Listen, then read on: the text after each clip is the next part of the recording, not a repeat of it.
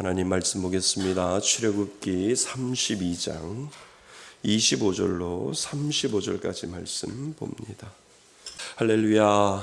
하나님의 은혜가 여러분들 가운데 있기를 주님의 이름으로 축원드립니다. 오늘 말씀의 제목 출애굽기요. 말씀의 제목 같이 한번 읽어볼까요? 시작. 죄를 회개하는 기도는 많이 아파요. 다시 한번요. 시작. 죄를 회개하는 기도는 많이 아파요. 아플까요? 아플 겁니다. 아파야 되고요. 그래서 말씀의 제목을 그렇게 정했습니다. 죄를 회개하는 기도는 아픈데 그냥 아픈 게 아니라 많이 아파요. 그래서 죄를 짓지 않는 것이 우리들에게 중요하지요. 출애굽기 32장 25절 35절까지 말씀입니다. 신앙생활을 하는데 가장 어려운 게 뭘까 한번 생각해 보셨어요? 신앙생활 할 때 공동체 안에서 교제도 중요할 거고, 또 섬김도 중요할 거고, 봉사도 중요할 거고, 또 전도도 중요할 거고, 여러 가지로 신앙생활 할 때 중요할 텐데요. 가만히 보니까 신앙생활에서 가장 중요하고 어려운 것은 기도가 아닐까, 이런 생각을 하게 됩니다. 왜냐하면 기도는 한마디로 우리 중노동이라고 이야기를 합니다. 기도는 노동 중에 가장 중노동이다라고 이렇게 이야기하는 신학자들도 보니까 기도만큼 참 중요한 것이 없고요. 기도만큼 참 어려운 것이 없지요. 그래서 기도가 참 중요한데, 우리가 너무 바쁘다 보니까 기도의 시간을 빼앗먹고, 또 그 시간들이 그렇게 중요한데 그 시간들을 잃어버릴 때가 얼마나 많이 있는지요. 근데 기도 중에 더 중요한 게 있는데, 그 기도 중에 더 중요한 게 뭐냐 하면 회개 기도예요. 근데 우리가 잊어버리는 기도 중에 하나가 회개 기도이거든요. 그러니까 가장 미련한 사람은 회개할 게 없는 기도, 회개할 게 없어서 기도 못하는 사람이 가장 미련한데, 또 그 다음에 미련한 사람은 회개해야 하는데 회개하지 아니하고 기도하지 않는다라고 하는 거죠. 그나마 현명한 사람은 하나님 앞에 기도합니다. 특별히 기도할 때 자신의 죄를 하나님 앞에 들춰내고, 하나님, 이렇게 내가 그렇게 부족해요. 하나님, 이렇게 내가 연약해요. 하나님, 저를 불쌍히 여겨주셔서 하나님 긍휼히 여겨주세요. 저의 게으름을 하나님 앞에 고발합니다. 하나님 용서해 주시고, 나의 숨겨진 이 본능들, 다른 사람들에게는 드러나지 않지만 하나님은 아실 텐데요. 나의 숨겨진 이 본능을 다른 사람들에게는 보이지 않지만 하나님 앞에 보여진 것 하나님 용서하여 주옵소서라고 하는 이러한 기도들이 우리들에게 있어야 되는데, 현대를 살아오면서 기도도 잊어버렸지만 많이 잃어버리는 것이 회개의 기도가 아닌가, 이런 생각을 하게 됩니다. 여러분들은 회개 기도 많이 하나요? 회개 기도 많이 하셔야 돼요. 왜냐하면 우리는 완전한 사람이 아니기 때문에. 그래서 그냥 눈을 감고 하나님 앞에 고개를 숙여서 하나님 앞에 기도할 때 가장 먼저 나와야 되는 것이, 하나님 용서하여 주옵소서. 하나님 앞에 마음으로 지은 죄가 있는데, 하나님 앞에 내 습관으로 지은 죄가 있는데 하나님 용서해 주옵소서. 이 기도가 회개의 기도로부터 시작되지 아니하면 하나님의 은총은 어느덧 사라져 버릴 수 있는 것을 우리는 경험을 하게 되지요. 그래서 기도 중에 참 회개의 기도가 중요한데, 때로는 우리가 이 회개의 기도를 잃어버리면서 살아가지 않는가, 이런 생각을 우리는 하게 됩니다. 그래서 새벽마다 하나님 앞에 일어나서 나의 힘이 되신 여호와여, 내가 주를 사랑하나이다, 이 고백을 하다 보면 하나님, 어제도 제 마음속에 다른 사람들에겐 들키지 않았지만 제 마음 들켜서 하나님 용서해 주세요. 다른 사람들에게는 목사이고 참 선해 보이고 또 착해 보이고, 그런데 하나님은 저의 이 발톱을 아시지요 라고 하나님 앞에 기도하면서 회개의 자리로 나갈 때 우리는 겸손해지고요, 우리는 순수해지고요, 우리는 정직한 그 영이 우리들을 다스릴 수밖에 없는 그러한 시간들이 이 회개를 통해서 우리의 믿음이 자라고 회개를 통해서 하나님 앞에 한 걸음씩 우리가 나아갈 수 있는 것, 그것이 바로 회개의 기도이다라고 하는 것을 여러분 기억하실 수 있기를 바랍니다. 오늘 말씀을 보면 이제 모세가 이스라엘 백성들을 위해서 기도하는 장면들이 나오잖아요. 기도의 중요성을 이 모세를 통해서 우리가 다시 한번 생각해 볼 필요가 있습니다. 우리가 지난 시간에 이스라엘 백성들이 뭐를 만들었어요? 금송아지를 만들었어요. 금송아지를 만들었고 그 금송아지를 통해서 축제를 벌이고, 그리고 그 축제를 통해서 이것이 하나님, 애굽에서 우리를 끌어낸 하나님이다라고 이 하나님이 금송아지로 변화해 버리는 것을 이 모세가 목도를 하게 되고, 하나님은 모세에게 빨리 그 시내산에서 내려가서 그들이 하는 짓을 한번 봐라라고 하나님께서 모세를 통해서 시내산에서 내려오게 하였지요. 그때 한 40일 동안 그들이 그렇게 했습니다. 그 모습을 보면서 모세는 하나님이 주시는 그 십계명 돌판을 던져버렸죠. 그들 앞에서 던져버리고 깨버렸습니다. 그러니까 얼마나 큰 죄를 범했으면 하나님이 모세에게 내려가라고 얘기했고, 그 하나님의 마음을 담아서 정말 이거는 아니지, 이스라엘 백성들이 그동안 애굽에서 하나님이 보여줬던 모든 기적과 이적들이 그들 가운데 있었는데 그 하나님을 잃어버리고 그들이 금송아지를 만들어서 우상을 섬기면서 그 우상에게 절하는 이건 아니지라고 하는 하나님의 마음을 닮아서 그 율법, 그 십계명의 돌판을 깨버리는 것을 우리는 모세를 통해서 볼 수가 있습니다. 그리고 나서 이 오늘 읽은 25절부터 우리들에게 이야기를 해주고 있는데요. 25절 우리 중요한 절인데 다시 한번 읽어보겠습니다. 25절입니다. 시작. 모세가 본즉 백성이 방자하니 이는 아론이 그들을 방자하게 하여 원수에게 조롱거리가 되게 하였음이라. 아멘. 여기에 중요한 단어가 있어요. 잃어버리지 말아야 할 단어가 있는데 그 단어가 뭐냐면 방자하여라고 되어 있습니다. 근데 이 방자하다라고 하는 이 말은 히브리어로 뭐라고 이야기하냐면 파라라고 하는 이 말이 있습니다. 그러니까 이 파라라고 하는 이 말에 무슨 뜻이 들어있냐 하면 민낯이 드러나다 라고 하는 뜻이 그 가운데 있어요. 그러니까 이스라엘 백성들이 죄를 범할 때 그들의 죄의 민낯이 드러나고 있는 것을 보게 되는 거죠. 그러니까 모세가 본즉 백성의 방자하니, 그러니까 그들이 가지고 있었던 민낯이 드러나니, 그리고 또 다시 방자라고 하는 말을 써서 아론이 그들을 방자하게 하여 그들에게 민낯이 드러나게 하여라고 하는 이 단어, 방자하게 하여라고 하는 단어를 두 가지를 두 번이나 쓰고 있는 장면을 우리는 한번 주목해 보셔야 됩니다. 여러분, 아름답게 보여줘도요, 그 인생에 민낯이 들어 보이면 추해지잖아요. 그리고 그 민낯이 들어 보이면 사람이 이렇게 본색이 드러나서 보다 보면 사람 참 추하다 이런 생각을 하게 되잖아요.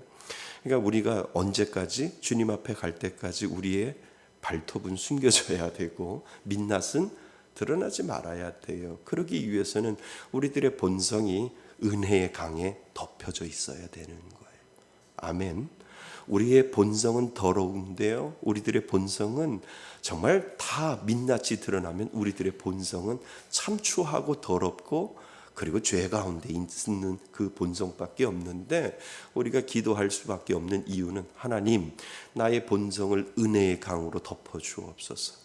민낯 메마르지 아니하고 가문 들어서 바닥이 드러나지 아니하도록 하나님, 나의 본성이 하나님의 은혜의 강으로 덮어주셔서 주님 오실 때까지 늘 그 은혜의 강에서 헤엄칠 수 있는 귀한 은혜를 주옵소서라고 우리가 기도해야 할 이유가 바로 거기에 있는 거지요. 그래서 민낯이 드러나면 사람은 참 추하다니까요. 이번 한 주간 동안 우리는 두 가지의 뉴스의 이슈를 우리는 보았죠. 하나는 개들의 대통령이라고 하는 강형욱이라고 하는 그 민낯이 드러나잖아요. 근데 이 강형욱이라고 하는 개통령, 개의 통령, 이 사람이 예수를 믿는지는 모르겠어요. 그런데 민낯이 드러나니까 참 사람이 추해 보이잖아요. 근데 더 추한 사람이 있어요. 김호중이라고 트로트 가수라고 하는 이 김호중. 그러니까 이번 한 주간에 뉴스를 계속해서 달구고 있던 두 사람이 있는데 강형욱이라고 하는 사람하고 김호중이라고 하는 이 사람이에요. 그러니까 저는 강형욱이라고 하는 사람은 예수를 믿는지 안 믿는지 모르는데 김호중이라고 하는 사람은 예수를 믿거든요. 그러니까 저는 그 간증까지도 들었거든요. 새롭게 하소서에 나가서 참 아름다운 목소리, 참 좋은 중형의 이 바리톤에 해당하는 이 목소리로 참 하나님도 찬양하고 교회에서도 많이 초청을 해서 유튜브를 보면 김호중, 은혜의 찬송, 또 CCM 그리고 또 교회에서도 초청을 해서 찬양을 들으면서 새롭게 하소서에 나가서 간증을 하는데 할머니의 기도로 저는 예수를 믿게 됐고 그리고 하나님이 주시는 귀한 이 목소리가 하나님 앞에 영광 돌리도록 하나님이 저한테 이 은혜를 주셨습니다. 이렇게 고백을 하는 모습을 저는 간증으로 들었거든요. 근데 이제 들리는 뉴스에 아직 이제 오늘은 이렇게 수갑을 차서 들어가고 있는 그런 모습까지 보이게 되는데 운전자 바꿔치기를 했고요. 또 운전자 바꿔치는 이유는 술을 먹어서 그렇고요. 소주를 10잔 먹었다고 하는데 그 옆에 나오는 사람들이 증언을 하잖아요. 소주 3병 이상은 기본적으로 먹는다. 이렇게 해서 저게 하루아침에 먹는 건 아니겠구나 이런 생각을 하게 되고 또 핸드폰 비밀번호를 본인이 잘못했다, 음주했다, 그리고 도망갔다. 그러니까 뉘우쳐서 다시 한번 보니까 정말 내가 잘못했다. 그러면 자백을 하면 핸드폰 비밀번호를 열어줘야 되는데 핸드폰 비밀번호를 아직도 열어주지 않는다. 이렇게 이야기를 하지요. 그 뉴스를 보면서 저는 그 생각했어요. 큰일 났다. 그러니까 큰일 났다라고 하는 건 너 하나님 앞에 혼날 수도 있는데 이런 생각을 하게 되는 거죠. 혼나면 복이라니까요. 혼나지 않고 내버려 두심이 더 무섭다니까요. 그러니까 둘 중에 하나예요. 이런 현상들이 이렇게 보여지면 예수를 믿는데 본인의 민낯이 이렇게 다 이렇게 드러나면 둘 중에 하나이지요. 하나는 아예 처음부터 없거나 뭐가 없어요? 예수가 없거나 그렇잖아요. 아예 처음부터 그냥 종교인으로 교회 다니고 종교인으로 교회 가서 찬양 부르고 눈 감으면서 눈물 흘리면서 하나님 앞에 감동받은 것처럼 막 그 은혜스럽게 찬양을 해도 안에 뭐가 없어요? 예수가 없을 수도 있잖아요. 그죠? 또 하나는 예수를 믿는데 타락했거나 그러니까 죄로 인해서 죄에서 내가 은혜를 빠져나와서 죄 가운데 있을 수 있다라고 하는 거예요. 그죠? 그러면 아예 뭐가 좋을까요? 둘 다 나쁜데 뭐가 좋을까요? 그나마 타락한 게 더 좋겠지요. 왜요? 아예 없으면 정말 뭐 믿어야 돼요? 예수 믿어야 되죠. 그 안에 아예 구원이라고 하는 씨, 예수 그리스도의 하나님을 믿는 그 씨가 없기 때문에 지금껏 흉내 내니까 얼마나 불쌍해요.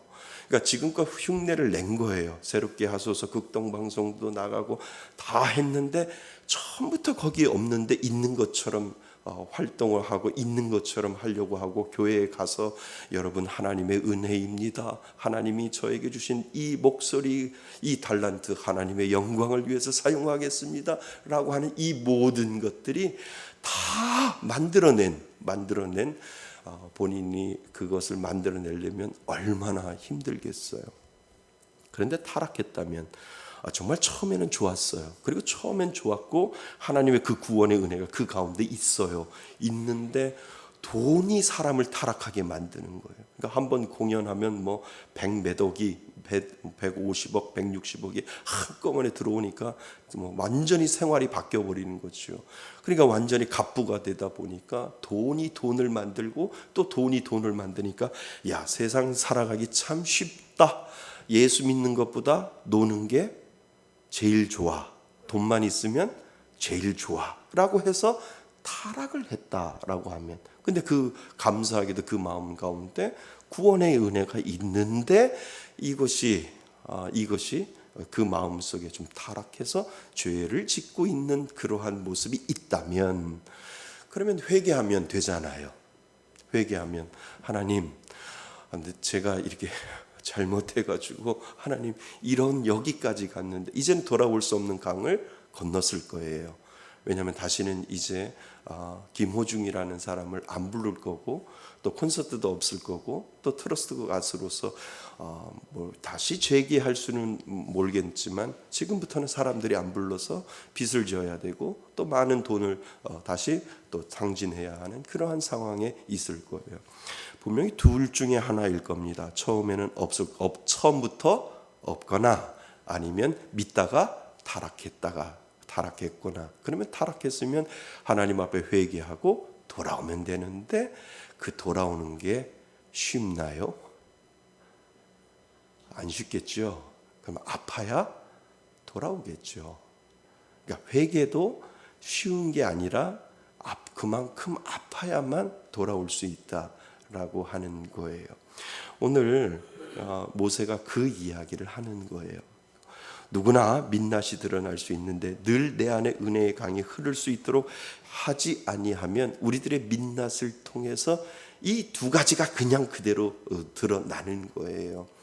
그래서 제 마음속에 김호중 씨를 이렇게 보면서 하나님 아예 처음부터 없지 않게 해달라고, 하나님 있는데 돈이 문제야 라고 해서 타락했는데 나중에 다 잃어보니까 깨닫고 회개하고 하나님 앞에 그대로 그나마 돌아와서 하나님의 자녀 되게 해달라고 그러한 기도를 제 마음속에 하게 되더라고요. 그래, 이 마음이 있으면 참 좋겠어요. 돈이야 뭐 있고 없고인데 하나님이 있고 없고는 다른 거잖아요. 돈이 있고 없고가 중요한 게 아니라 하나님이 있는 거와 하나님이 없는 거는 전혀 다른 거지요. 그나마 타락했어도 그 안에 하나님이 있어서 하나님이 주시는 그 은혜를 통해서 회개할 수 있는 성령님이 그 마음속에 살아계셔서 야, 너 그렇게 살면 되냐? 야, 이놈아, 돈이 최고가 아니야. 돈은 있고도 없고 너 없을 때도 있었잖아. 근데 돈이 있으면 그게 다인 줄 아냐? 라고 성령님이 계속 그 마음속에 찔러서 회개의 자리로 나가서 다시 하나님 앞으로 돌아오면 참 좋을 텐데 이러한 모습들에서 꺾여서 다시 회개의 자리로 나가기는 참 힘들지 않겠는가, 이런 생각을 하게 되지요. 모세는 이야기해요. 금송아지 만든 사건을 뭐라고 이야기하냐면 원수에게 조롱거리가 되었다라고 이야기를 하는 거예요. 25절을 아까 우리 보았는데 다시 한번 볼래요? 25절에 모세가 본즉 백성이 방자하니 이른 아론이 그들을 방자하게 하여, 그 다음부터 중요해요. 원수에게 조롱거리가 되게 하였습니다. 모세가 가장 심각하게 만들어 놓은 게 이야기하는 게 이거예요. 너 하나 죄 짓는 게 중요한 것이 아니라 너가 죄 짐으로 말미암아 원수에게 무슨 거리가 되었다고요? 조롱거리가 되었다는 거예요. 너 하나의 죄 때문에 다른 사람들이 그래 봐봐, 예수 아무리 믿어도 그냥 다 사람들은 도끼인 객기냐, 다 거기야, 거기서 거기야 라고 사람들이 그 사람을 통해서 누구를 조롱거리로 만들어 버리게 돼요? 하나님을 조롱거리로 만들어 버리는 이것을 지금 모세는 아주 심각하게 지금 다루고 있는 것을 우리는 보게 된다는 거죠. 그냥 나 하나가 잘못한 것이 아니라 나의 잘못으로 하나님이 조롱받는 사건이 분명히 일어나고 있다라고 하는 거예요. 김호중 씨만 그런 것이 아니라 특별히 공인일수록, 특별히 목회자일수록, 특별히 장로일수록, 특별히 직분자일수록 나 하나의 죄로 인하여, 나 하나의 잘못으로 인하여 그냥 거기서 끝나면 되는데 교회가 조롱거리가 되고 하나님이 조롱거리가 되고 예수 믿는 사람들이 조롱거리가 된다라고 하는 것을 우리들에게 지금 그대로 보여주고 있다라고 하는 거죠. 그러니까 모세가 이것에 대한 심각성을 가지고 있었던 겁니다. 그래서 모세가 하나님 편에 있는 자들을 내게로 나오라고 이야기를 하지 않아요. 이거 그냥 가만히 내두면 안 되겠다라고 생각을 해서 그러면 내 편에 방자하게 그 금송아지 옆에서 지금 뛰놀고 있는 그 사람들을 바라보면서 그러면 내 편, 하나님 편에 서 있는 사람들은 이리로 와라 라고 했을 때 성경에 보니까 누구의 자손들요? 레위 자손들이 모세 편으로 오게 되는 것을 보게 된다는 거죠. 그래서 이 모세 편에 오는 사람들에게 지금 모세가 이야기를 합니다. 모세가 하나님 편에 있는 자들은 내게로 오라고 얘기하고 그리고 레위 자손들이 와서 그 레위 자손들에게 지금 이야기를 합니다. 형제와 이웃과 친구들을 뭐 하라고요? 죽이라. 아이고 이게 너무하지 않나요? 너무하지 않나요? 그래서 그 레위의 자손들이 칼로 몇 명을 죽여요? 3,000명을 죽이는데 생판 모르는 사람이 아니라 누구요? 형제와 이웃과 친구들을 죽이는 장면이 거기에 나온다는 거죠. 그러니까 이거는 어떻게 해석을 하셔야 돼요? 어떻게 해석해야 되냐면 죄가 그만큼 무섭다는 거예요. 죄가 그만큼 중하다는 거예요. 하나님 앞에 하나님을 조롱거리로 만드는 그 죄에 대해서 하나님 레위 모세가 하나님의 마음을 지금 이야기를 하는데 죽여서라도 하나님의 거룩성을 회복해야 된다라고 하는 것을 이 모세가 특별한 경우를 통해서 이것을 통해서 우리들에게 지금 가르쳐주고 있다는 겁니다. 그러니까 죄가 그만큼 무섭다는 거예요. 형제를 죽이고 친구를 죽이고 가족을 죽이고 자녀들을 죽여야 될 그러한 상황까지 갈 수밖에 없는 그 죄의 중대성을 우리들에게 가르쳐주고 있다라고 하는 거죠. 근데 더 놀라운 것은요 29절 우리 같이 한번 읽어볼까요? 29절입니다. 시작. 모세가 이르되 각 사람이 자기의 아들과 자기의 형제를 쳤으니 오늘 여호와께 헌신하게 되었느니라. 그가 오늘 너희에게 복을 내리시리라. 레위 자손들이요 그렇게 다 죽였어요. 근데 적을 죽인 것이 아니라 전쟁에 나가서 적을 죽인 것이 아니라 아는 형, 아는 동생, 아는 아저씨, 아는 아버지, 아는 엄마 다 죽였잖아요. 그런데 모세가 뭐라 그래요? 그 죽인 거를 너희에게 뭐를 내리시리라? 복을 내리시라. 이 복이 진짜 복이에요. 가슴 찢어지는 복 아니에요. 아니 내가 내 형제들 다 죽여버렸는데 하나님이 그것을 복으로 여겨주셨다라고 하는 거는 정말 이거는 우리가 보기에도 이게 복인가 라고 할 정도로 의심할 수밖에 없다라고 하는 거죠. 그런데 이것을 하나님의 거룩함 속에서 우리가 해석을 한다면 우리는 이렇게 할 수밖에 없다라고 하는 거예요. 그러니까 하나님이 끔찍한 사건이었지만 그나마 거룩이 잃어버린 그 거룩을 회복시키기 위해서 그 일을 하지 않으면 안 된다라고 하는 것을 우리들에게 가르쳐 주고 있다는 거예요. 다시 말하면 죄가 그렇게 무섭다는 거예요. 죄를 회개하지 아니하고 그 회개에서 돌아서지 아니하면 사람들을 죽일 수밖에 없는 그 하나님의 마음을 우리들에게 가르쳐 주고 있다라고 하는 거예요. 그러니까 오늘을 사는 우리들에게도 너희들의 죄는 어떻게 할 건데? 라고 물어본다면 정말 하나님 앞에 내 죄를 회개하지 아니하면 나의 거룩성은 회복되지 못한다 라고 하는 것을 우리들에게 가르쳐주고 있다는 거예요. 사랑하는 성도 여러분, 복이 뭘까요? 부자로 사는 거예요? 잘 사는 거예요? 아니요. 내 안에 하나님을 향하여 거룩이 회복되는 것이 복이에요. 아멘. 내 안에 잃어버렸던 죄로 인해서 잃어버렸던 것들이 하나님 앞에 회개함으로 나의 거룩이 회복될 때마다 하나님 이것이 복으로 여겨주신다는 거예요. 그러니까 날마다 우리는 하나님 앞에 나가서 회개하지 아니하면 우리의 거룩은 어느 순간 계속해서 멀리 떠나갈 수밖에 없는 그러한 연약한 존재가 바로 우리라고 하는 거죠. 그래서 오늘도 우리는 거룩을 꿈꾸면서 살아가는 거예요.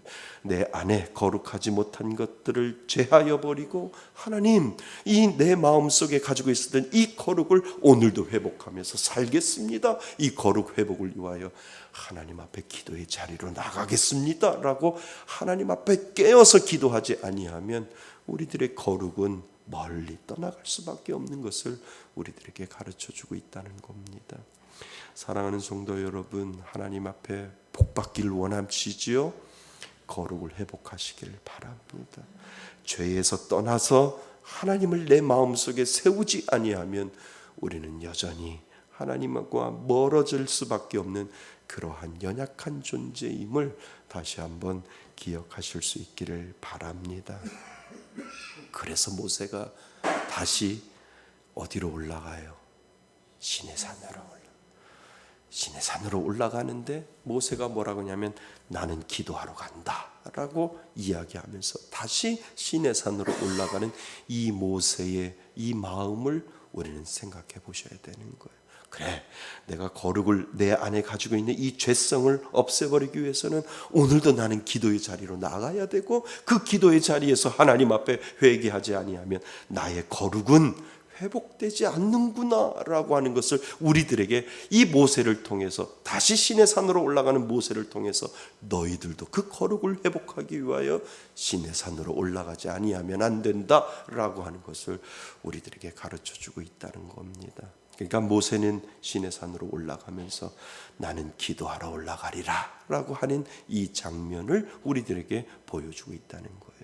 근데 가서 기도하는 게 그냥 기도하는 것이 아니고요, 특별히 회개할 수 있는 그 기도의 내용들을 우리들에게 가르쳐주고 있다라고 하는 거죠.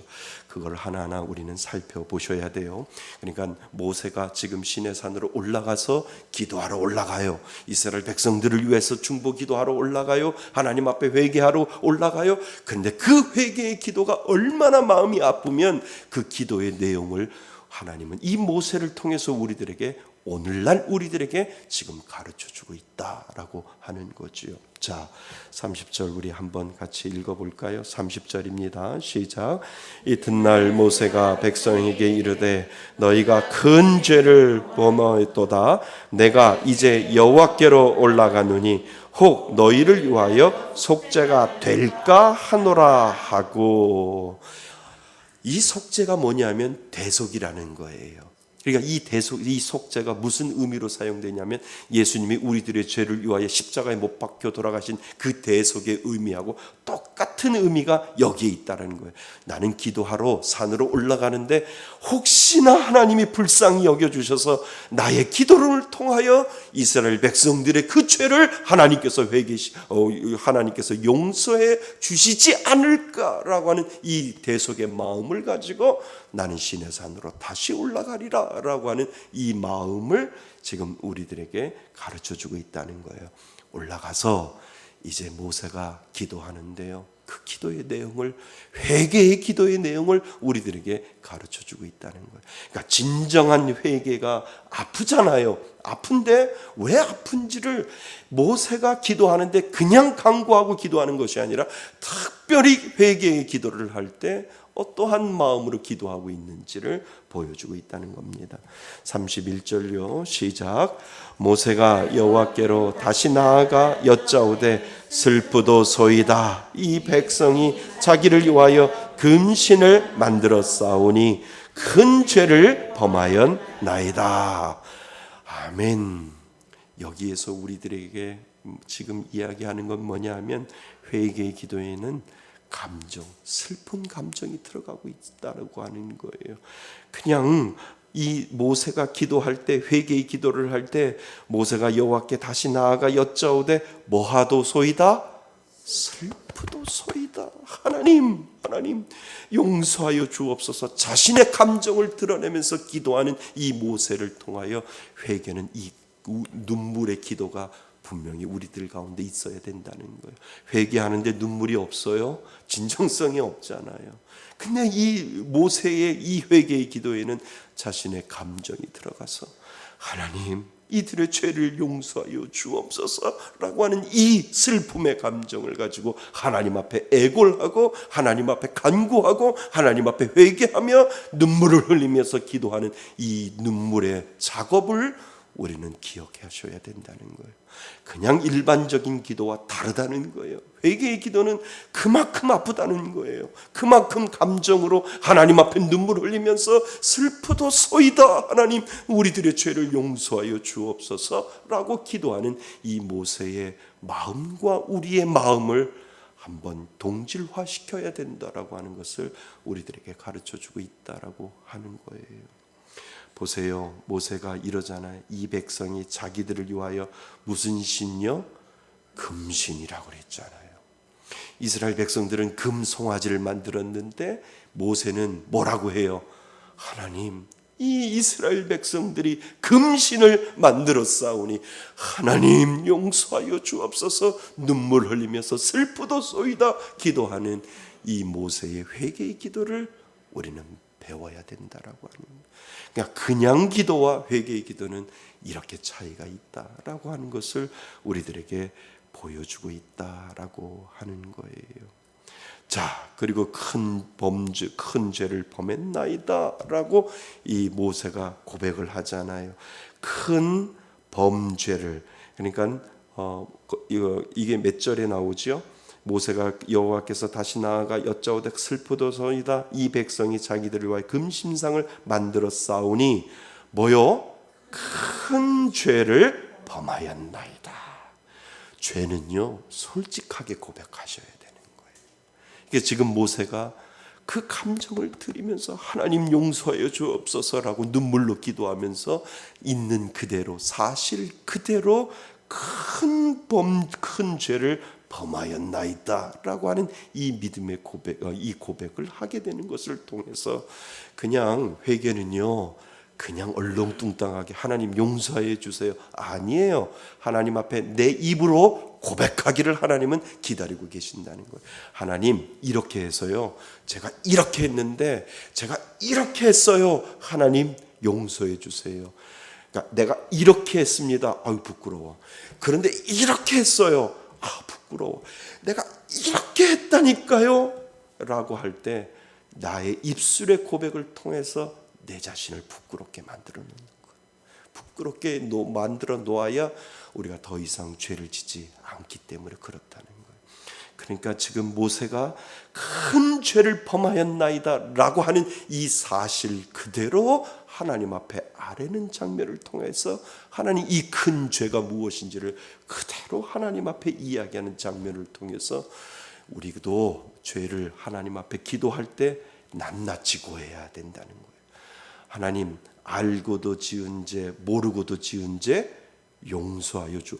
이런 기도하지 말라라니까요.